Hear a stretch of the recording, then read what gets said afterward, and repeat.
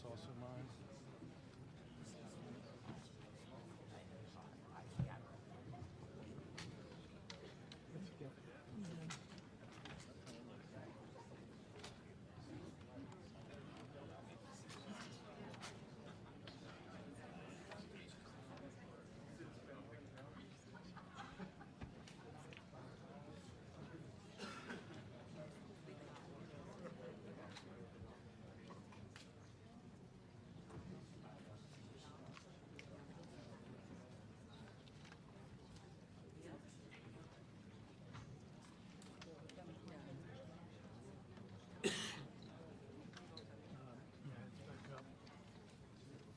Thank you.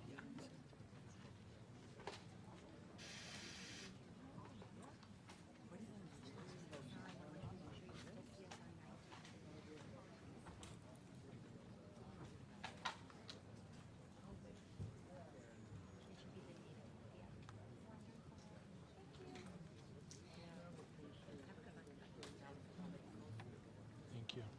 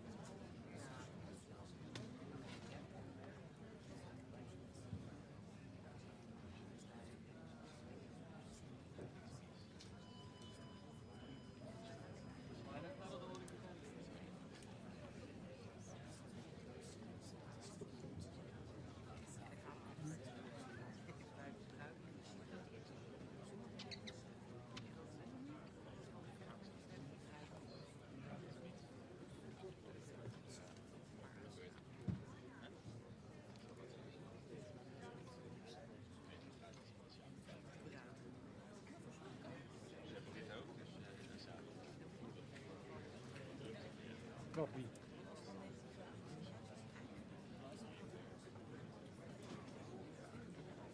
Natuurlijk. Wij toch ook? Wij niet.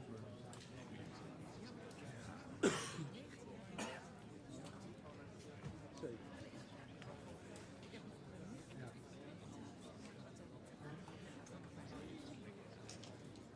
Ik heb het gemist.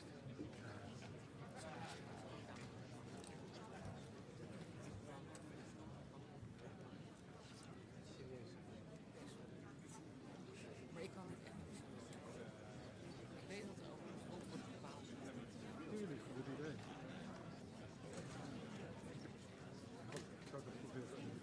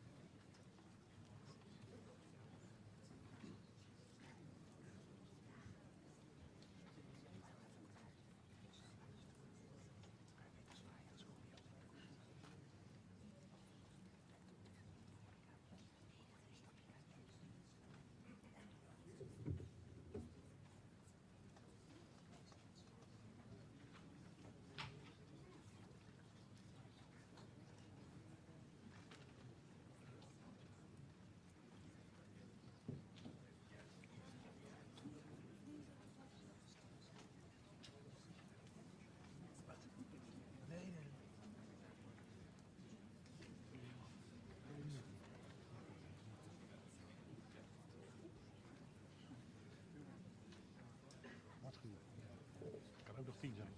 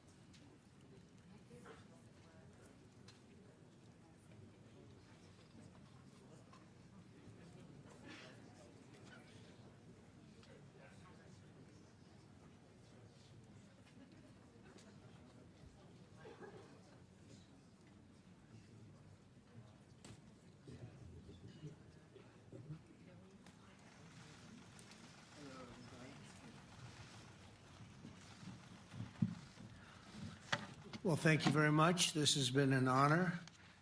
It was a fairly long trip, but worth it. Tremendous things have been accomplished, as you probably noticed. Listened to a lot of wonderful speeches from the heads of a lot of wonderful countries. But I want to thank you for joining us at the conclusion of a highly productive NATO summit in the Netherlands. I want to thank them for the royal treatment they've given us. Couldn't have been nicer. And it's a beautiful country, really a beautiful country. Coming in, I saw the most beautiful trees. In fact, I want to bring some back with me. I want to also thank, I had breakfast this morning with the King and Queen, and they're incredible people. I said, you're central casting, beautiful people, great people, big, beautiful heart.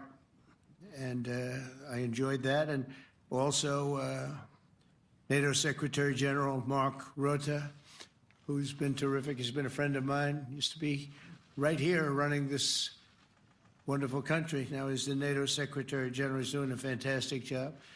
And the Prime Minister, we appreciate everything you've done. And as you know, last weekend, the United States successfully carried out a massive precision strike on Iran's nuclear enrichment facilities, and it was very, very successful. It was called obliteration.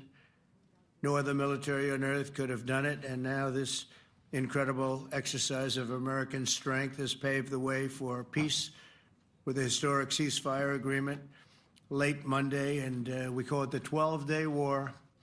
Spoke to a few people. I guess that just sounded like the right name. It was a 12-day war. And we think it's over. I don't think they're going to be going back at each other. I don't think so.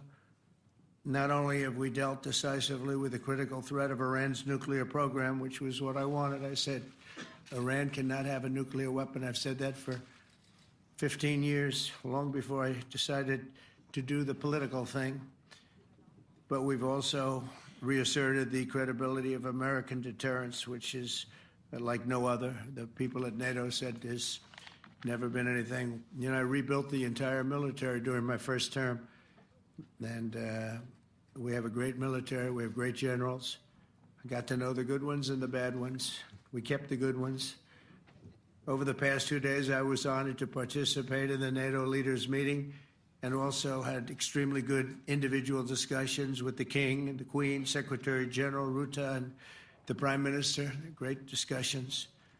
Very knowledgeable people. Major focus of our conversations at the summit was the need for other NATO members to take up the burden of the defense of Europe, and that included the financial burden. As you know, it was 2%, and we got it up to 5%. And they said, a couple of them came up to me, one in particular said, "Sir, we've been trying to get it up to 3% for 20 years, and we haven't been able, and you got it up to 5%. So they're going to be, most of them, I guess almost all of them, are going to be contributing now, 5%, a number that people are surprised at, but you need it today. The United States accounts for 2/3 of all NATO defense spending, and since I began pushing for additional commitments in 2017, believe it or not, our allies have increased spending by $700 billion. I said to people, you don't have any money, and a lot of them weren't paying. And so I started the process, and I picked it up as soon as I got back, which is 6 months ago. And following my election last November, almost all have accelerated plans to reach the 2%, 3%, 4%, and then ultimately, very quickly, 5%. And all of this is going to be done very quickly, almost immediately. You probably know this as well as I do. I'm sure they've been talking about it. It's really been a big focus. In a very historic milestone this week, the NATO allies committed to dramatically increase their defense spending to that 5% of GDP, something that no one really thought possible. And they said, "You did it, sir, you did it." Well, I don't know if I did it, but I think I did.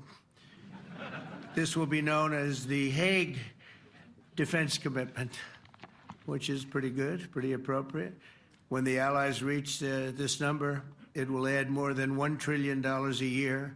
Think of that, $1 trillion per year to our common defense. And this is a monument really to victory, but it's a monumental win for the United States, because we were carrying much more than our fair share. It was quite unfair, actually. But this is a big win for Europe and for actually Western civilization. For years, past administrations failed to get most allies to contribute even the 2%. I remember when I came here, we had 4 countries that were up to 2%, and I remember Poland was there. A couple of them were there, and but most of them were. We had 28 at the time. As you know, it's increased a little bit, and they've agreed now to more than double their budgets in all cases.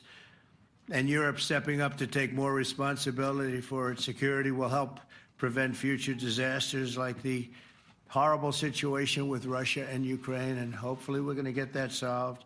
Last week they lost 7,000 soldiers, mostly soldiers, but they're also getting hit in Kiev. They're getting hit in some of the towns also. And that means life. Life is disappearing also in the cities and towns. Should have never happened, would have never happened if I was president. I said it 1,000 times, and it never did happen. It's never even thought about. But it's vital that this additional money be spent on very serious military hardware, not bureaucracy. And hopefully that hardware is going to be made in America, because we have the best hardware in the world. You saw that, where 14 missiles were shot at us the other day. And they were very nice. They gave us warning. They said, "We're going to shoot them. Is 1 o'clock okay?" They said, "It's fine." And everybody was emptied off the base, so they couldn't get hurt except for the gunners. They call them the gunners. And out of 14 high-end missiles that were shot at the base in Qatar, all 14, as you know, were shot down by our equipment. Amazing stuff. Amazing that they can do. It's like shooting a bullet with a bullet. It's the same thing if you think about it. 14 out of 14, and they weren't even that surprised. I said, "Do you do that well often?" They say, "We pretty much do, sir." The Ukraine crisis has also highlighted the urgency of rebuilding our defense industrial base, both in the United States and among the allied nations. We cannot afford to be dependent on foreign adversaries for critical minerals. And as you know, we made a deal with Ukraine to take a vast amount of the land they have for minerals. We need it. And once again, I want to thank all of the people in the Netherlands, incredible people. It's a great place. And all of the NATO allies for the tremendous summit that we just had. A letter just came in, and a statement came in from the Atomic Energy Commission of Israel. And I just wondered, this is an official letter, and they're very serious people, as you know. The devastating U.S. strike on Fordo destroyed the site's critical infrastructure and rendered the enrichment facility totally inoperable. It was devastated. We assess that the American strikes on Iran's nuclear facilities has set back Iran's ability to develop nuclear weapons for many years to come. This achievement can continue indefinitely if Iran does not get access to nuclear material, which it won't. It's so sad that that whole thing had to go. But I just want to thank our pilots. You know, they were maligned and treated very bad, demeaned by fake news CNN, which is back there, believe it or not, wasting time, nobody's watching them, so they're just wasting a lot of time, wasting my time. And the New York Times, they put out a story that, well, maybe they were hit, but it wasn't bad. Well, it was so bad that they ended the war. It ended the war. Somebody said in a certain way, you know, that it was so devastating, actually. If you look at Hiroshima, if you look at Nagasaki, you know, that ended a war too. This ended a war in a different way, but it was so devastating.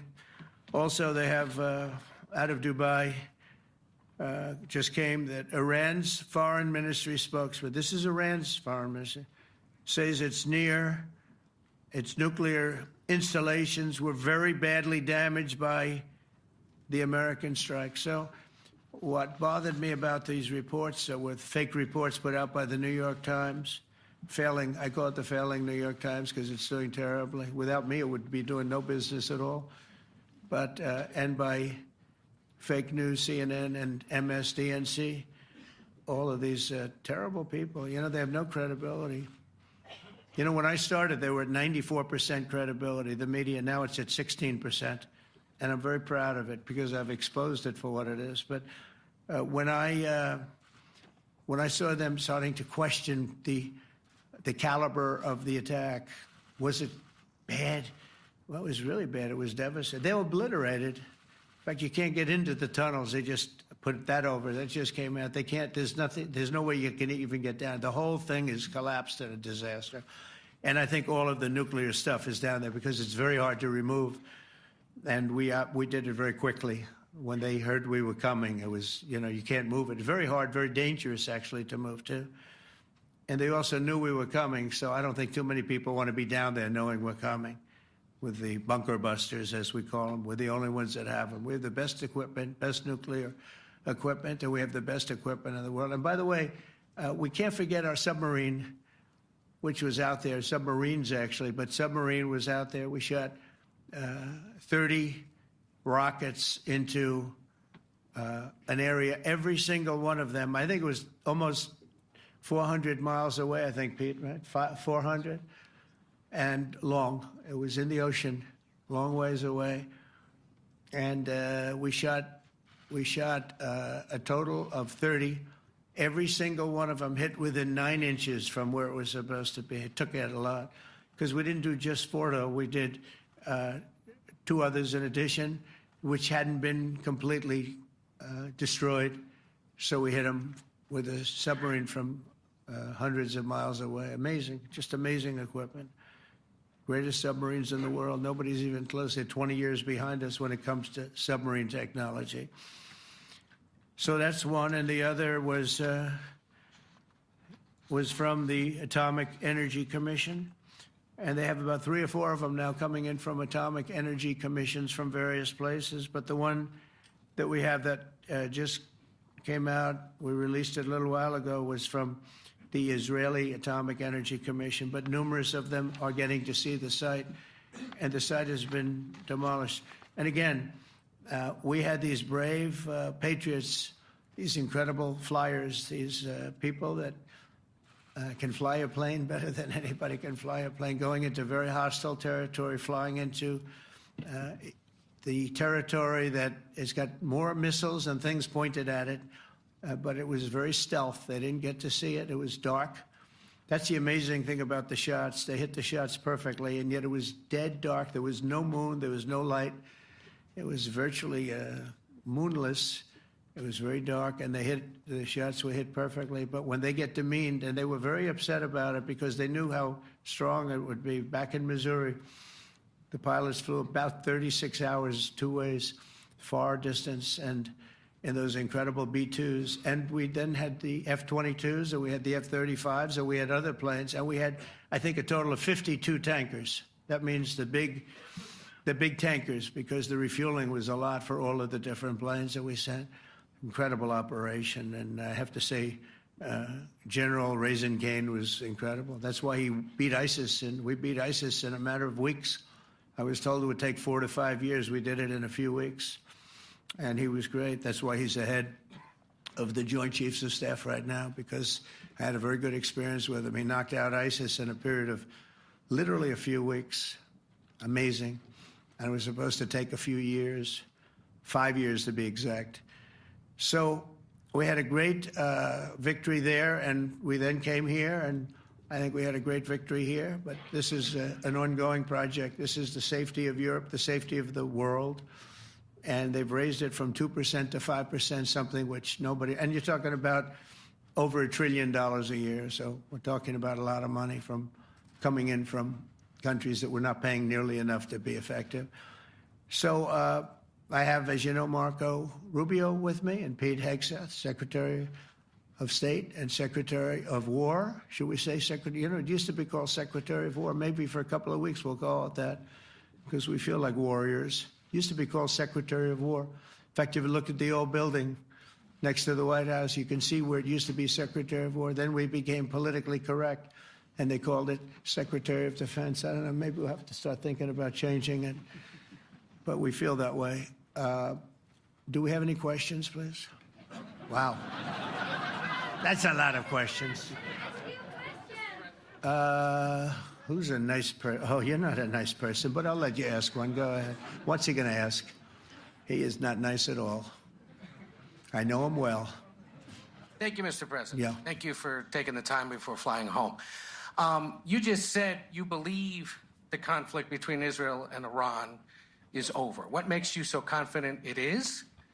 And what do you do if it isn't? Because I dealt with both, and they're both tired, exhausted. They fought very, very hard and very viciously, very violently, and they were both satisfied to go home and get out.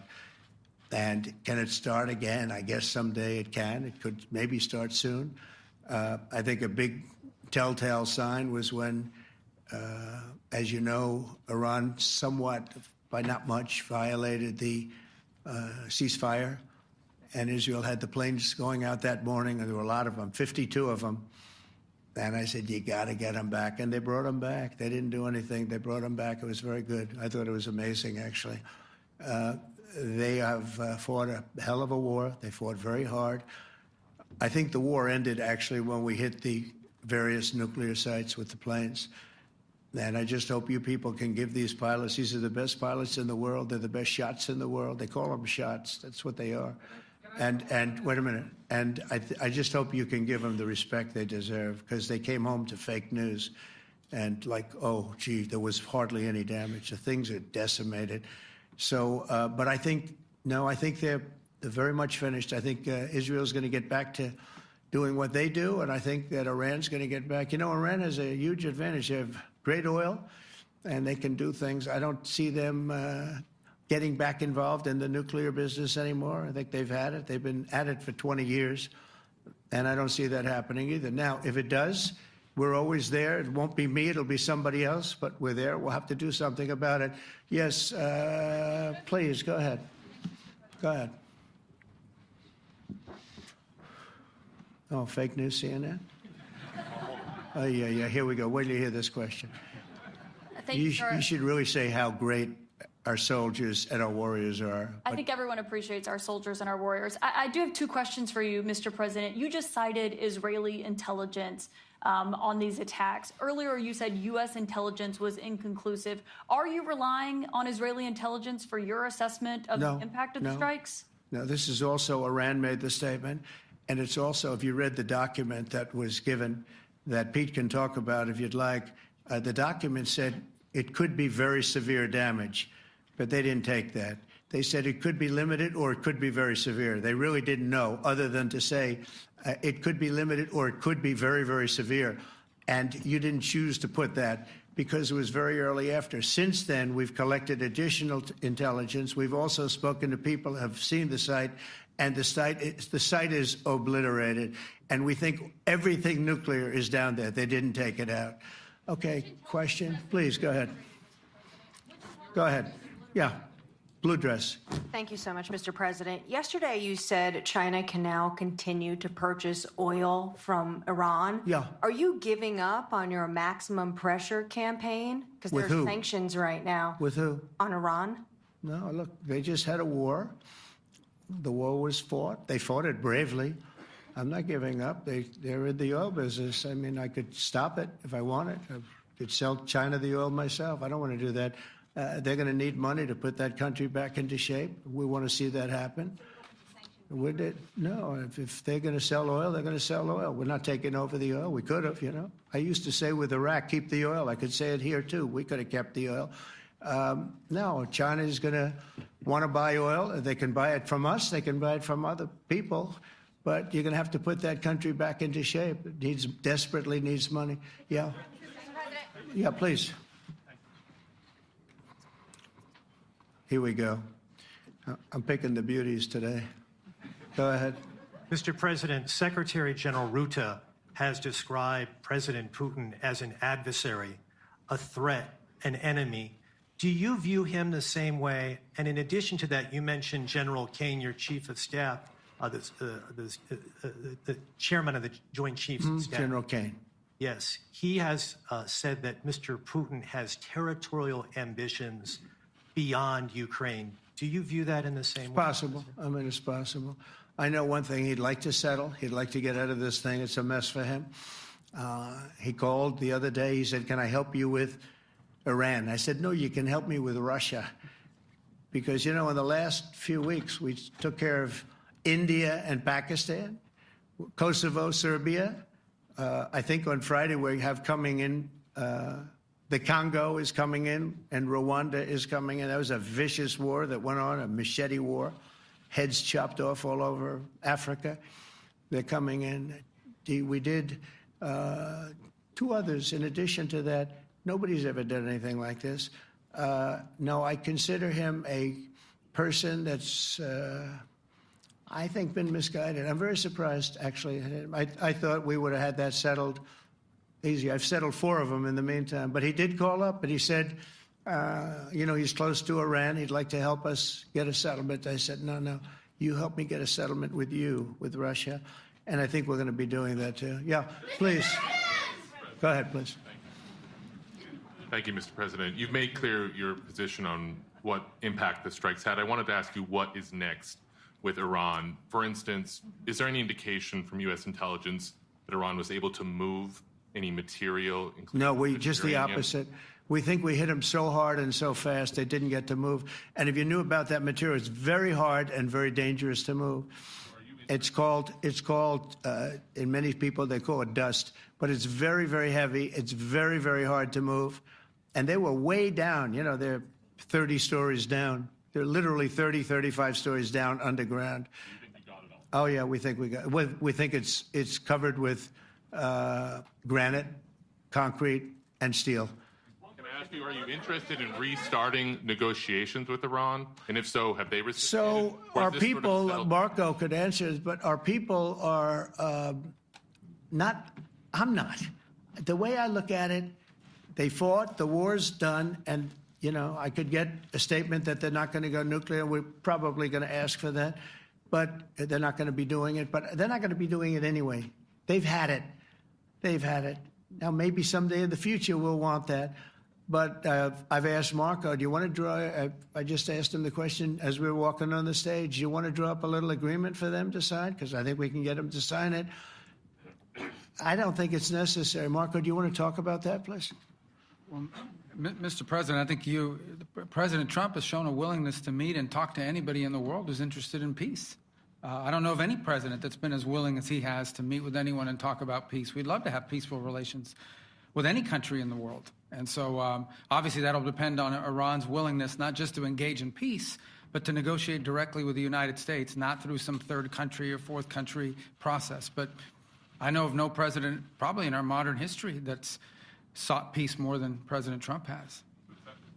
Sounds like the door is open, but you're in no rush. Is that right? Sounds like the door is open. But I'll tell you what, look, we're going to talk to them next week with Iran. We may sign an agreement. I don't know. To me, I don't think it's that necessary. I mean, they had a war, they fought. Now they're going back to their world. I don't care if I have an agreement or not. The only thing we'd be asking for is what we were asking for before about we want no nuclear, but we destroyed the nuclear. In other words, that's destroyed. I said, Iran will not have nuclear. Well, we blew it up. It's blown up to kingdom come. And so I don't feel very strongly about it. If we got a document, wouldn't be bad. We're going to meet with them, actually. We're going to meet with them. Yeah. Yeah, go ahead, please. Yes. Mr. President, Netherlands TV, thank you for visiting our country. Good. As I understood, Thank you. I, of course, would like to know how you slept last night at the House of the King. Oh, I slept beautifully. But probably a more serious question. I think you just had a meeting with President Zelensky. Did you discuss any ceasefire in this Russo-Ukrainian? No, I wanted to know how he's doing. He was very nice, actually. You know, we had little rough times sometimes. He was couldn't have been nicer. I think he'd like to see an end to this. I do. I think what I took from the meeting couldn't have been nicer, actually. But I took from the meeting that he'd like to see it end. I think it's a great time to end it. I'm going to speak to Vladimir Putin, see if we can get it ended. But look, these are brave people. They're fighting these wars all over the place. You know, last week they had, I guess, I told you, close to 7,000 young soldiers, Russian and Ukrainian soldiers were killed, 7,000 in 1 week. It's crazy. It's crazy. So I'll be speaking to Putin. No, I had a good meeting with Zelensky. And I had a lot of good meetings. We had a lot of good meetings with a lot of people, a lot of great leaders. But he's fighting a brave battle. It's a tough battle. Yeah. Go ahead, white dress. Thank you. Ida Hallikainen from Finland, Ilta-Sanomat. Good. You have played golf with President Alexander Stubb.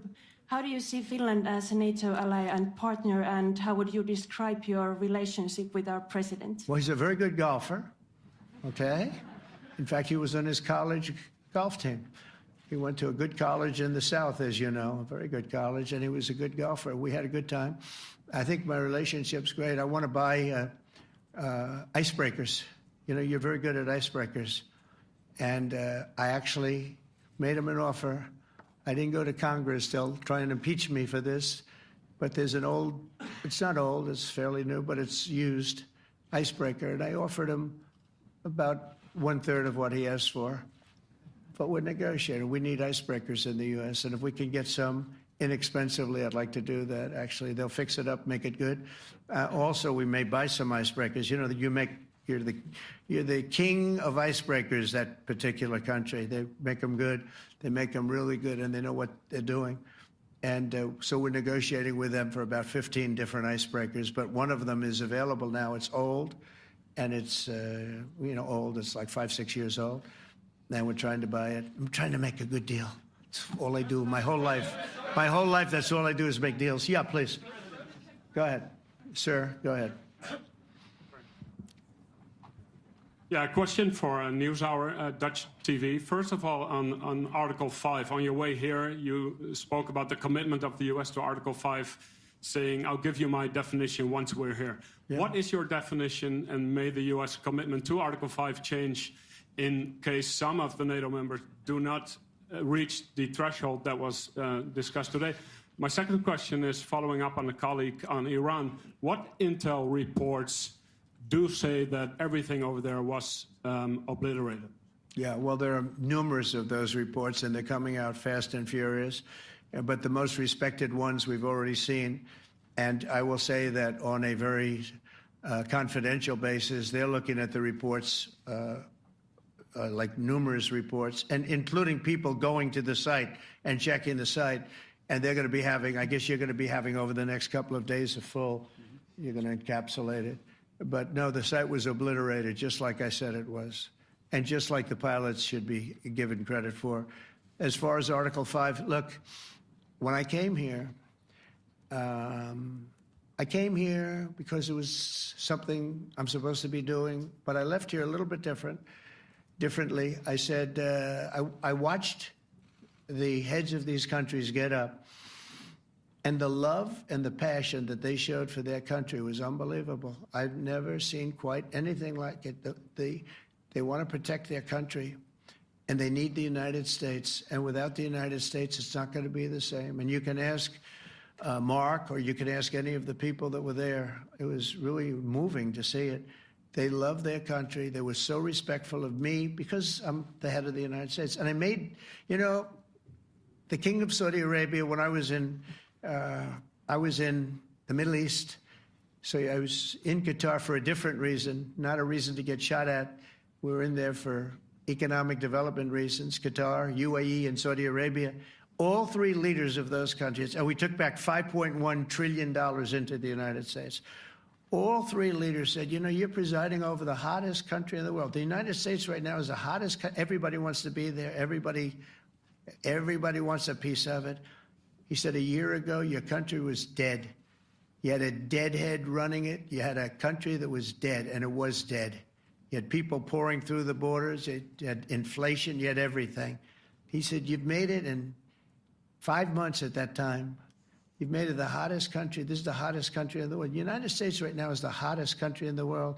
And when I was around that table, it was a nice group of people, many of whom I knew from previous. When I saw the passion they had for the country, almost everyone, and you probably have the tapes, it was very public, but almost every one of them said, thank God for the United States. Without the United States, they couldn't really have NATO. It wouldn't work. It wouldn't work. It will in the future because now they're paying much more money, but it wouldn't work. It was great. And I left here differently. I left here saying that these people really love their countries. It's not a ripoff, and we're here to help them protect their country. Okay, we'll do one or two more.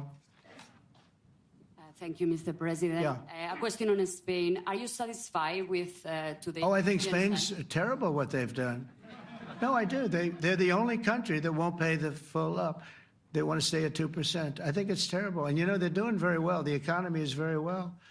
And that economy could be blown right out of the water with something bad happening. You know, Spain is the only country that... Are you from Spain? Yeah. Good, congratulations. You're the only country that is not paying. I don't know what the problem is. I think it's too bad. So we'll make it up. You know what we're going to do? We're negotiating with Spain on a trade deal. We're going to make them pay twice as much. And I'm actually serious about that. We're going to make Spain... I like Spain. I have so many people from Spain that it's a great place and they're great people. But Spain is the only country out of all of the countries that refuses to pay. And, you know, so they want a little bit of a free ride. But they'll have to pay it back to us on trade because I'm not going to let that happen. It's unfair. It's unfair to NATO. All right, sir, please. Go ahead, right in the back. Yeah, you, tall one. The tall man. Mr. President, Johannes Petra from Austrian National Television. How are you? You once said that you would end the Ukraine war in 24 hours. You later said you said that sarcastically. Well, of course it was sarcastic. But you've now been in office for 5 months and 5 days. Why have you not been able to end the Ukraine war? Because it's more difficult than people would have any idea. Vladimir Putin has been more difficult. Frankly, I had some problems with Zelensky. You may have read about him. And it's been more difficult than other wars. I mean, look, we just ended a war in 12 days that was simmering for 30 years, frankly. We ended Rwanda and the Congo. It's coming to sign the documents. We've already signed basic documents, but they're coming, I think, to the White House on Friday. We ended, Serbia was going to go at it. But maybe the most important of all, India and Pakistan. And that wasn't whether or not they may someday have nukes like we're talking about in the Middle East, like we're talking about with Israel and Iran. This is they have nuclear weapons. I ended that with a series of phone calls on trade. I said, look, if you're going to go fighting each other, it was getting very bad. You know how bad that last attack was. It was really bad. If you're going to go fighting each other, we're not doing any trade deal. No, no, no, you have to do a trade deal. I said, we're not doing any trade deal. And in fact, I had the general, who was very impressive. The general from Pakistan was in my office last week. You know, Prime Minister Modi is a great friend of mine. He's a great gentleman. He's a great man. And I got them to reason. I said, we're not doing a trade deal if you're going to fight. And if you're going to fight each other, we're not doing a trade deal. And you know what? They said, no, I want to do the trade deal. We stopped the nuclear war. Go ahead. Go ahead, Jeff. Here's another beauty, Jeff. He's a beauty, all right. Go ahead. Mr. President, to follow up on Ukraine, will the United States contribute any more money to Ukraine's defense this year to the $5 billion that allies are giving? And one question, you had another meeting with the Dutch opposition leader, Mr. Wilders. Can you tell us about that meeting? And are you upset about his anti-Muslim stance? I'm not upset about it. It's just his view. He's unhappy with the way things are going in this country and various countries. He was an opposition leader. And I was asked to meet with the opposition leader by the people that are running. I think they have some deal where if you have a meeting, you're supposed to meet with an opposition leader. I said, that's strange. We don't do that. But I met with I didn't know him. He seemed like a very nice guy, but he's in opposition to the current people, and that was set up by the current people. So I assume when I met with the Prime Minister, you're supposed to meet with the opposition. We'll have to try that sometime in our country. Let's not do it. But I thought he was very good. As far as money going, we'll see what happens. There's a lot of spirit. Look, Vladimir Putin really has to end that war. People are dying at levels that people haven't seen before for a long time. Go ahead. Go ahead. White shirt. Oh, she's all excited. So, BBC News Ukrainian. Where are you from? I'm from Ukraine. Oh, so my question to you is whether or not the U.S. is ready to sell anti-air missile systems Patriot to Ukraine. We know that Russia has been pounding Ukraine really heavily right now. Are you living yourself now in Ukraine? My husband is there. Wow. And I can see you're very, it's amazing. And me with the kids, I'm in Warsaw actually, because he wanted me to be. Is your husband a soldier? No? He is. He's there now? Yeah. Wow. That's rough stuff, right? That's tough. And you're living here? In Warsaw. And you're a reporter? I am. Good. So let me just tell you, they do want to have the missiles, okay, as they call them, the Patriots. And we're going to see if we can make some available, They're very hard to get. We need them too. We were supplying them to Israel. And they're very effective, 100% effective. Hard to believe how effective. And they do want that more than any other thing, as you probably know. That's a very good question, and I wish you a lot of luck. I mean, I can see it's very upsetting to you. So say hello to your husband, okay? Thank you. Go ahead. Thank you. Thank you, Mr. President. You were criticizing... Where are you from? Bloomberg News. Oh, Bloomberg. That's wonderful. You were criticizing the Federal Reserve Chair before coming to this summit. Yeah, I think he's terrible. I was wondering if you've begun interviewing different candidates for the Fed pick. Yeah, I know within 3 or 4 people who are going to pick. I mean, he goes out pretty soon, fortunately, because I think he's terrible. We have no inflation. We have a tremendous economy. Hundreds of billions of dollars of tariff money is pouring in. Factories are being built because they don't want to pay the tariffs, so they're building them all over the country. I think we're close to $15 trillion. I told you $5.1 trillion from the Middle East alone, but of investment money coming in. There's never been anything like that in the history of our country. But we have no inflation. And we have borrowing because Biden, stupidly, they did short-term debt. So we have borrowing coming up. And, we'll go 10 years, maybe longer, maybe shorter, but we'll go a long period of time when we do the debt. And because of him, because of this guy, we will have to pay for years. We'll be paying for him. And I said to him, listen, there's no inflation. He says, but maybe there'll be some. That's true. I said, if there is some, what you do is raise the rate. I'm okay with that. You raise the rate in 2 years from now or in a year from now. But because the rate's high, we have to pay more for debt. It's pretty equal. In other words, if it's 4%, it's 4%. If you drop it a point, you'll pay 3%. So it's fairly equal, not necessarily, but fairly equal. So we're going to end up paying maybe 2 points or 3 points more. 3 points would be about $900 billion a year because of this very average mentally person. He's an average mentally person. I'd say low in terms of what he does, low. Low IQ for what he does, okay? Wait, so instead of paying $900 billion, we don't want to pay 900 just because he doesn't want to lower the rate. I said, if there's inflation in 2 years or 3 years or 1 year from now, you raise the rate and you take care of the inflation, among other things. But he's probably a very political guy, I guess. I don't know. I think he's a very stupid person, actually. All right, one more. Let's go. How about you? Go ahead. She looks so happy and everything. Thank you. That's why I picked her. I'm from Spain, too. I'm Ana Buch from La Vanguardia. I wanted to know if... You're where from? Spain, too. Ah. I wanted to know if you want to... That's the Spain corner right there. Shouldn't have said that. That's okay. I do like Spain, by the way. I think it's unfair that they're not paying, but go ahead. Are you going to negotiate directly with Spain about... I'm going to negotiate directly with Spain. I'm going to do it myself. They're going to pay. They'll pay more money this way. You should tell them to go back and pay. You're a reporter? You tell them to go back. They ought to join all of those countries that are paying 5%. Spain's going to be just about the only one that's not. They were the most hostile toward doing it. It just doesn't make sense to me. Okay. All right, Kelly, go ahead. Here we go. Here's another one. Hello, sir. Thank you very much. We got them all today. Okay.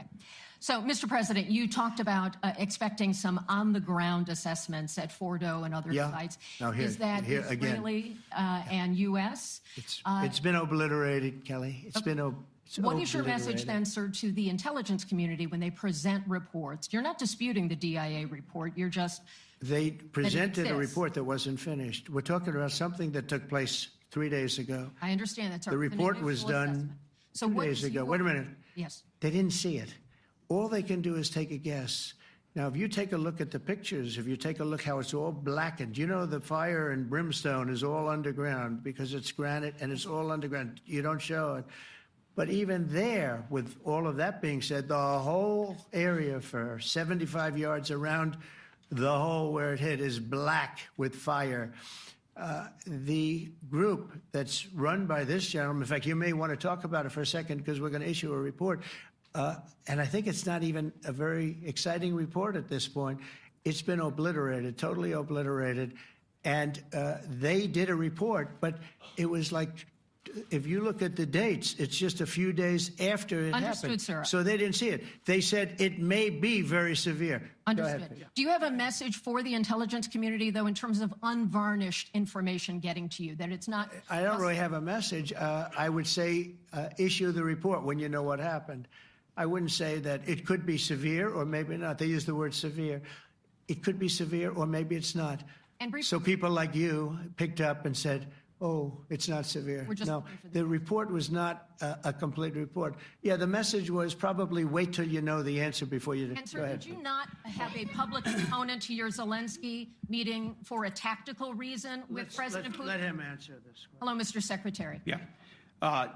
There's a reason the president calls out fake news for what it is.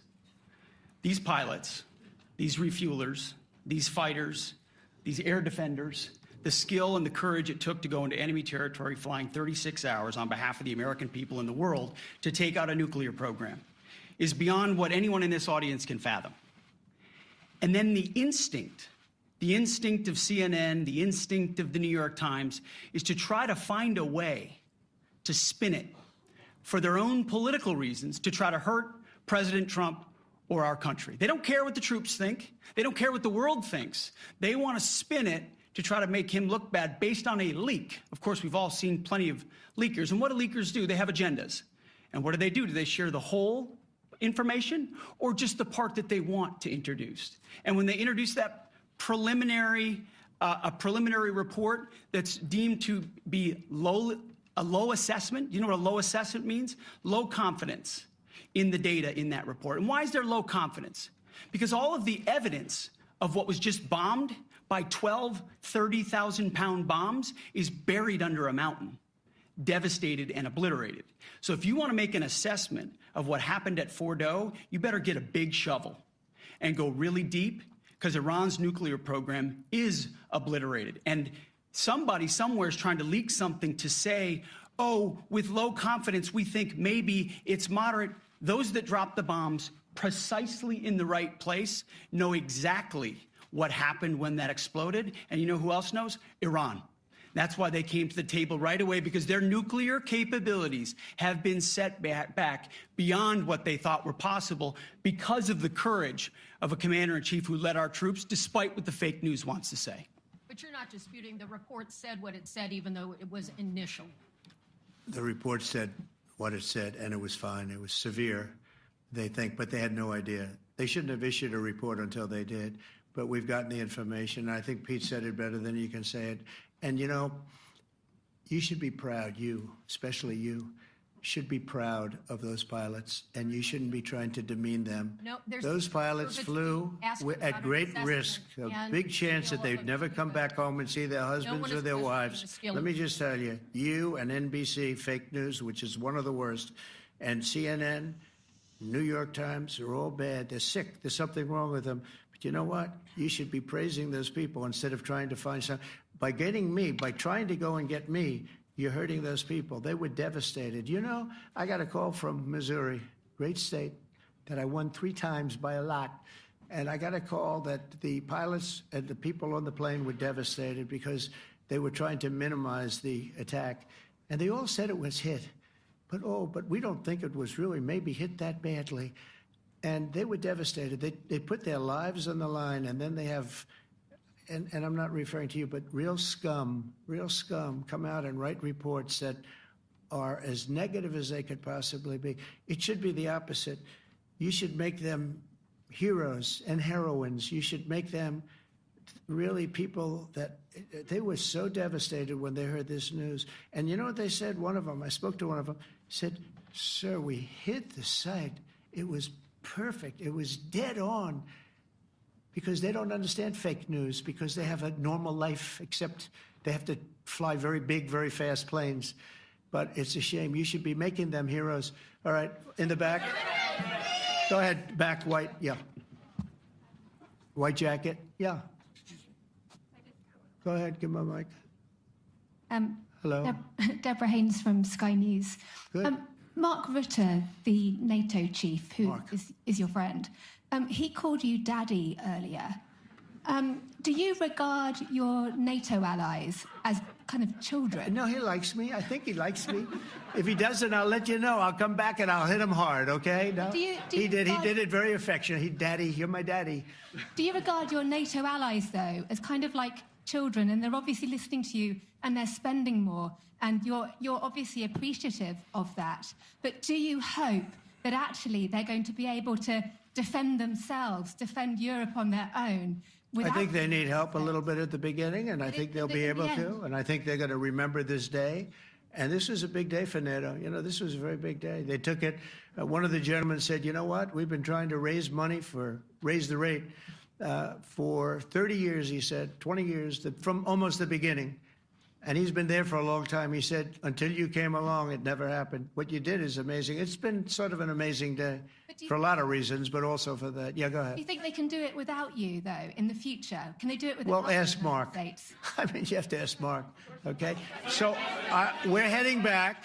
We're heading back. I want to thank these two gentlemen behind me. They're incredible people, both of them. They've done a fantastic job. And Susie's in the front, and she's done great. And Monica, thank you very much. It was quite an exciting time. and we're going to be heading back. We'll be back soon, and we'll see you in Washington, D.C. Remember this, we have the hottest country anywhere in the world. Thank you very much, everybody. Thank you.